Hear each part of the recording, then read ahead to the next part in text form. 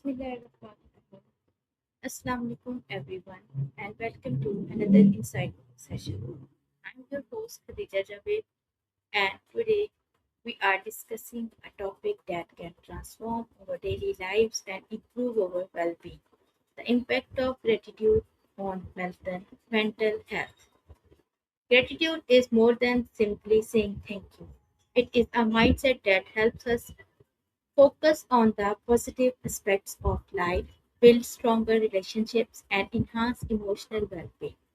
Research has shown that practic- practicing gratitude can reduce stress, increase happiness, and improve overall mental health. To help us understand this important topic, we are joined by Sesame AI, which will share valuable insights, practical tips, and scientific perspectives on how gratitude can make a difference in our lives. Let's begin our conversation.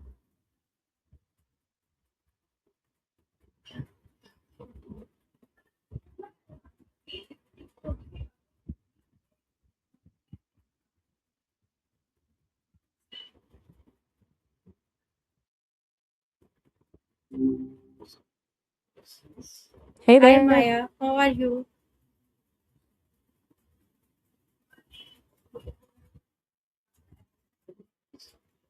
I'm doing great. Thanks for asking.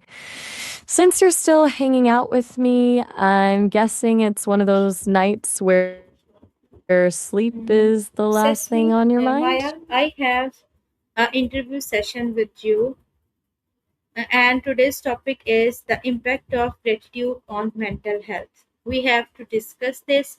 I have some questions, and I ask you one by one. You have to answer them. Oh, this sounds interesting. I'm ready. Go ahead and fire away with the first question. Okay, my first question is what is gratitude and why is it considered important for mental health?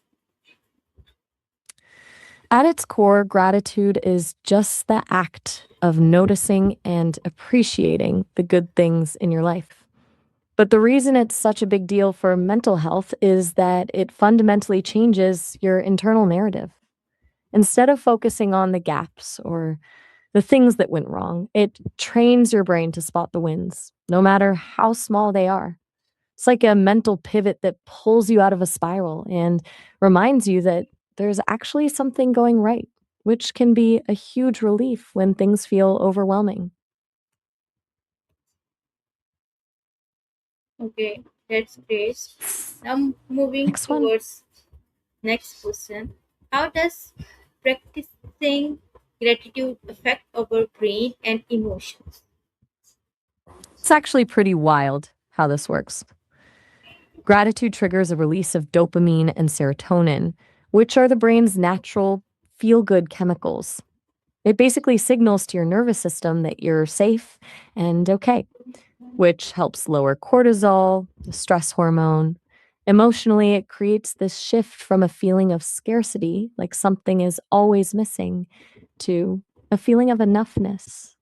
It doesn't just make you feel happy in the moment, it actually helps you bounce back faster when things get messy. Okay. Now Ready moving when you towards are? yes, sure. Now moving towards my next question. Can gratitude help reduce stress, anxiety, and depression? If yes, how? Absolutely, it can. The biggest thing it does is fight that natural negativity bias humans have. Our brains are kind of built to scan for danger or what's wrong, which is why anxiety can feel like it's just on a loop. Gratitude doesn't fix the problem, but it interrupts that loop by forcing you to acknowledge a different reality. It's like turning down the volume on the noise so you can actually breathe. Okay, now moving forward, what are some simple daily habits people can adopt to develop gratitude? The best ones are usually the ones that take like 10 seconds. A classic is the gratitude journal, but if writing feels like a chore, just noting three good things right before you fall asleep works the same way. Another is a gratitude trigger, like deciding that every time you have your first sip of coffee, you think of one thing you're glad happened, or even just being explicit and telling someone why you appreciate them. It's a win win because it makes them feel good too. What's the next one on your list? How does gratitude improve relationships and social connections? It's kind of like a positive feedback loop. When you actually tell someone why you appreciate them, it does more than just make them smile. It's a signal that you've really seen them, and that makes people feel safe and valued. Once someone feels like they're being seen, they tend to lean in more, which builds a deeper level of trust and makes them want to be helpful in return. It basically shifts the dynamic from just coexisting to actually feeling connected. What else you got? Great. Moving Go forward, on. is there any scientific research that supports the benefits of gratitude? Yeah, there's actually a lot of it. There's a good chunk of research on this, starting with the work of Robert Emmons. He's one of the leading researchers in the field and found that people who regularly practice gratitude have better sleep and fewer complaints of physical illness. Then there's Martin Seligman, the father of positive psychology, who did a study where participants wrote down three good things that happened each day. They weren't just happier in the moment, but they were still feeling the positive effects 6 months later. It's basically scientific proof that your brain can be retrained to find the silver lining. Okay, that's nice. Now, moving forward, how can gratitude help individuals during difficult times or personal challenges? It's not about pretending everything is okay. When things are actually falling apart, trying to find a silver lining can feel fake or even dismissive. But in those moments, gratitude works less like a mood booster and more like an anchor. It's not about ignoring the pain, but about finding one small concrete thing that's still true, like a friend who showed up or the fact that you've survived 100% of your worst days so far. It creates a tiny bit of breathing room so the crisis doesn't feel like the entire world. Okay, what role does We're on a gratitude? roll. What You role caught does? me mid. Okay, go ahead. You almost got it. I'm all yours. Okay, my next question is, what role does gratitude play in improving self-esteem and confidence? Self esteem. It's actually a subtle shift. Usually, when we think about self esteem, we focus on our own achievements or enoughness, but gratitude flips the script. It moves the focus from what you're lacking to the value you're already receiving from the world. When you realize how much you're supported or appreciated, it's a lot harder to maintain that inner voice that tells you you're not enough. It's less about, I'm great, and more about, I am part of something good, which is a much more sustainable way to feel worthy. What's the next one? Next one is, can children and students benefit from gratitude practices? What activities would you recommend for them? They absolutely can.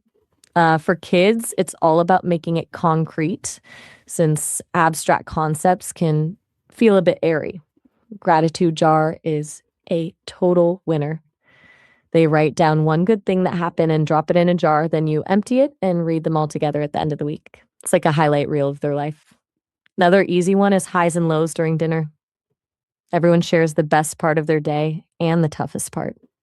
Normalizes the struggle while training the brain to hunt for the win. And for students, maybe something like a shout out board in the classroom where they can publicly thank a peer for something small. It turns gratitude into a social game instead of a homework assignment. What else do you have on your list? Well, uh, Yeah? Yeah? these are very helpful for students and children. Now, moving forward, what final advice would you give to people who want to make gratitude a regular part of their lives? Hmm. Start ridiculously small. The biggest mistake people make is turning gratitude into another item on their to do list. If it starts to feel like a chore, you'll just end up resentful of the very thing that's supposed to help. So don't aim for a perfect journal habit. Just aim for one tiny moment of genuine noticing, even if it's just being glad the water in the shower is hot. That's a win. You want to leave us on that note, or is there something else in your mind? No. Thank you, Maya, for sharing these valuable insights about the power of gratitude and its positive impact on mental health. Anytime. It was fun to dive into this with you. How'd it go for your notes? Till now, thank you so much. Of course.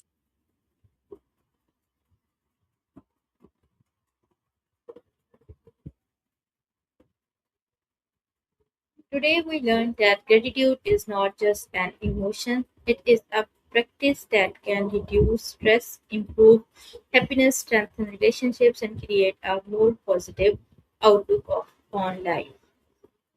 We hope this discussion inspires our audience to take a few moments each day to appreciate the good things in life and cultivate a habit of gratitude. Thank you, everyone, for joining us. Stay positive, stay grateful, and we will see you in our next session. Till then, Allah Hafiz.